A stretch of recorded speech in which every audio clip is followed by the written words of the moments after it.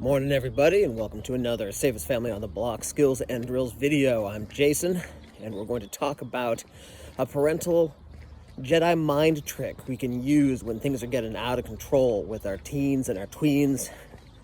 And I can neither confirm nor deny whether or not I've ever used this with a spouse. Okay, so here's the deal. We often end up in these situations where cars are behind me. Okay, so I'm going to paint a picture for you, and you're going to recognize this scene. You've been getting into a conversation with your teen or your tween, or sometimes a younger one, or even an adult child. And things have been getting a little heated, and your conversational partner is speaking rapid fire, ramping themselves up, getting angrier and angrier. They're continuing to talk, and there's no way to say your piece without interrupting them. And you've been in this situation, I've been in this situation, everybody's been in that situation where if they continue to talk, they're going to get angrier and angrier and angrier, and they're not making things better. They're in fact making things much worse. And the sooner you stop that momentum, the sooner you can get something productive done. Now, it's tempting to just storm out of the room or to interrupt and say, "Shut up," or something like that, but when was the last time that helped? So this is a trick from verbal judo that they call the sword of insertion, because of course their roots are in police and military and other warrior cultures. You've also seen this technique possibly in some mediation training or other active listening training. All you do is you put up your hand, not in an aggressive fashion, but just in a peaceful fashion, and you say to them, "Hold on a second, let me make sure I understand." And then you immediately paraphrase what you are certain, or as certain as you can be, is their core point. This works for a number of reasons. First one is it stops that momentum, and it gets things back onto a productive footing. The second thing is everybody likes to hear their own words. So if you're going to speak to them back using their own words, telling them the thoughts that they've been relaying to you, they're more likely to sit and listen to that. The third reason it works is people want to feel respected.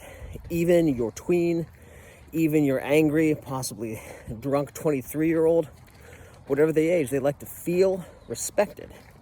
And if you show them that you are taking the time to make certain that you understand what they are saying, and you repeat back to them words that make it clear that you have listened and you care about what they have to say, that can do a lot of good for you, because you're showing that you respect them enough to really listen and to make sure you understood. Now, the trick is here. I'm not the only person in the world who is sometimes, instead of saying, "Hey, let me make sure I understand, I think you're saying this," I've had that tone of voice, "Let me make sure I understand here. You think." Which, as we all know, is not something that's likely to de-escalate the situation, and in fact make it much, much worse.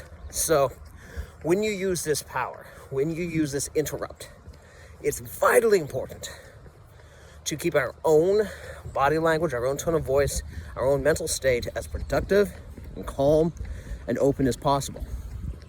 So again, when your conversational partner, whether that's your tween, whether that's your teen, is starting to ramp up and building momentum, rather than, often sometimes, someone just needs to rant and let things out for a bit and then everything's fine. But we can tell when that's happening versus when they're just going and the words coming out of their mouth are spiraling them up and making them more angry with every syllable that comes out of their mouths. When that happens, just calmly and sincerely with the proper intent, just say, "Hold on a minute. Let me make sure I understand." And you can use words like, "There's a lot to unpack there. Let me make sure I get it." Or whatever phrasing works best for you, with that tone of voice that shows that what you're trying to do is make sure that you understand what they're saying and move on in the conversation in a more productive way. That's all there is to it.